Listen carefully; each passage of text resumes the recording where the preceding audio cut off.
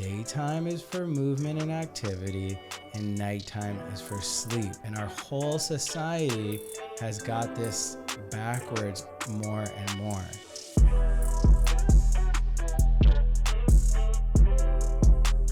So not so long ago, some scientists got the Nobel Prize for their research on circadian rhythm, and it's really become central to the knowledge of daily health and wellness and prevention of disease.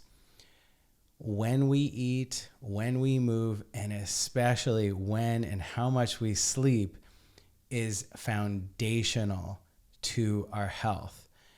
And in Eastern medicine, we've kind of always known that. So we base a lot of things off the cycle of time, and we consider that time is actually one of the conditions of disease. So if time and season. So if time gets thrown off, if we go against time, if we go against the natural cycle of the elements throughout the day, the year, etc., we can really cause disease. And this has been known for centuries in Eastern medicine.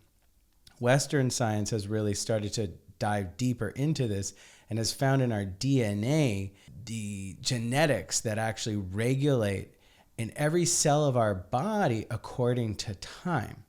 So this is really quite fascinating.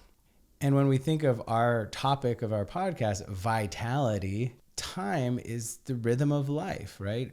Rhythm is really important. Our heart is literally beating to a rhythm. Yeah. We're also breathing in and out. There's a rhythm there. Exactly. So rhythm, routine, all of that is so important. And I know in my own health and wellness journey, it's been one of the hardest things for me. You know, I found about 2 years ago, I started to notice how powerful it is when you start to synchronize more and more according to time. So when you eat within the same about 2-hour window every day for each meal, your body starts to know when to expect food, and it likes it. It likes to know when you're going to feed it. It helps it to start to expect when to eat. And it will even release digestive enzymes in anticipation of feeding times. Similarly, a lot of personal trainers and evidence-based science are starting to learn that if you exercise at the same time of day, your body starts to get used to it. And it's a really healthy way to let your body know that it's time to move and prepare for that movement. You're going to experience better results with your exercise routine. But most of all, sleep. Sleeping around the same time every day. And in particular, the reality that daytime is for movement and activity, and nighttime is for sleep. And our whole society has got this backwards more and more.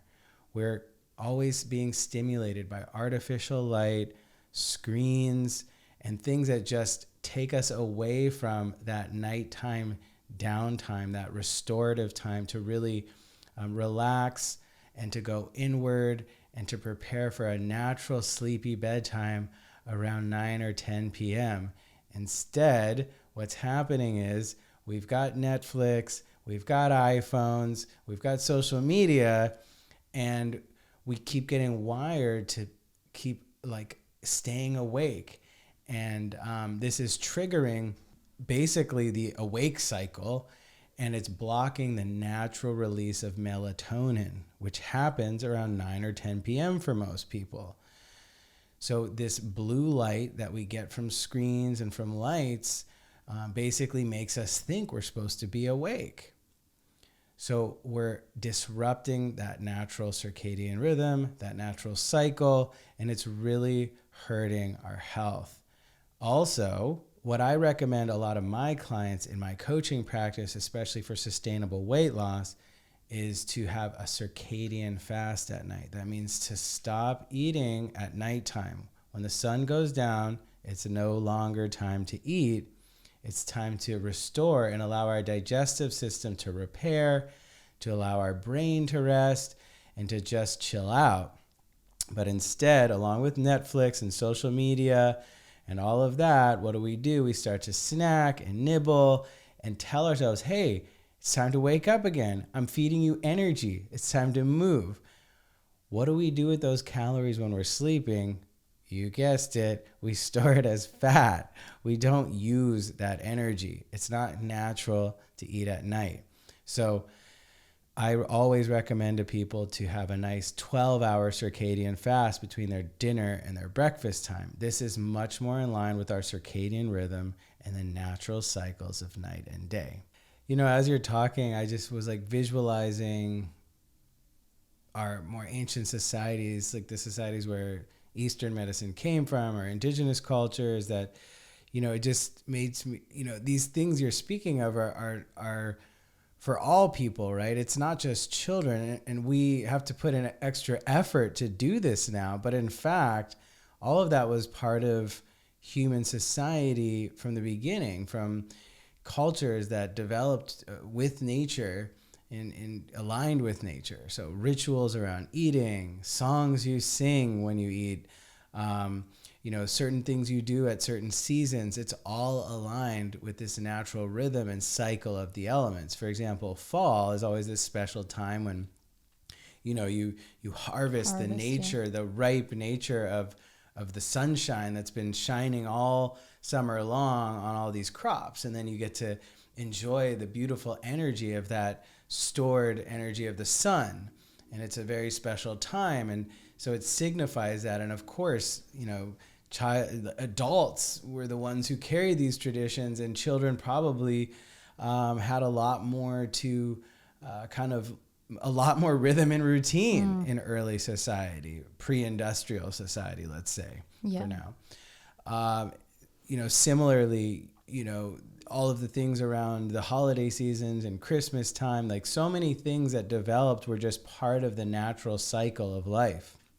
A lot of even the spices we use at Christmas time, for example, they're warm nature. So they help to balance out the nature of the earth and water element.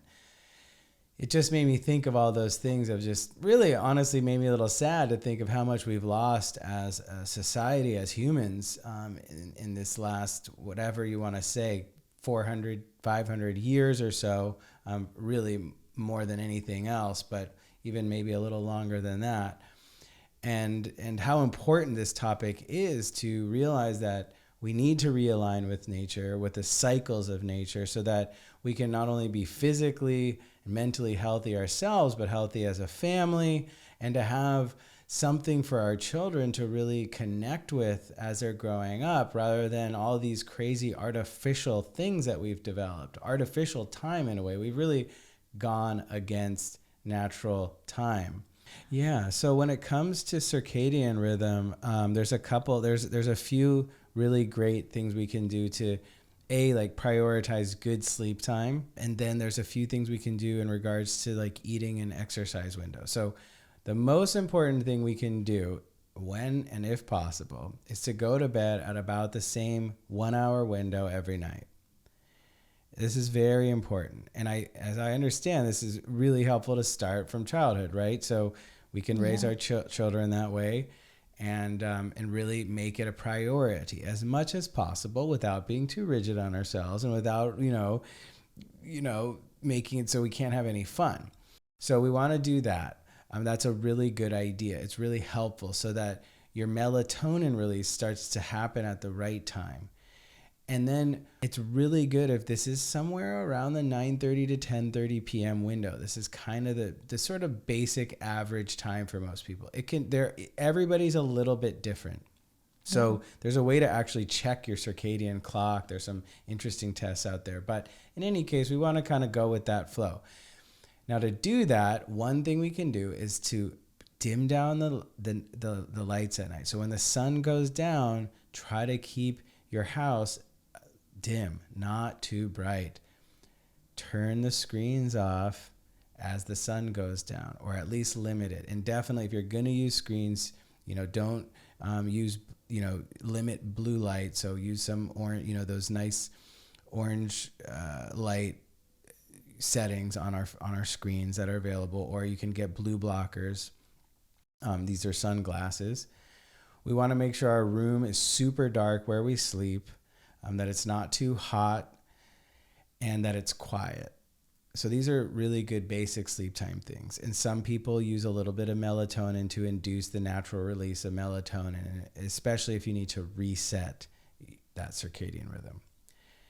Then when we wake up in the morning, a very good thing to do is to get sunlight on our head. So this also helps to set our circadian clock and to move our bodies. To move in the morning is really good.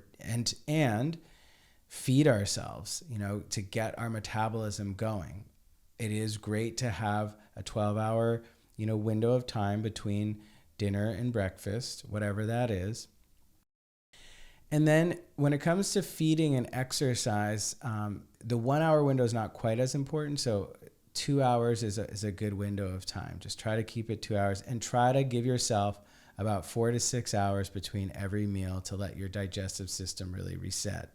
These are some very basic principles. Now, if you want to go and have some fun, go and have some fun and stay up super late. If you can keep it within that same 1 hour window, let's say you stretch it by an hour, that's maybe better so that you don't have to do this whole reset and you throw yourself off. But if you want to go for it, just observe what happens. Get used to noticing how going away from the normal rhythm affects you. I think just awareness is a really good thing to start to bring in. If you realize over and over again that you really feel great when you keep that rhythm, then that's all you need to know. It's the experience that matters.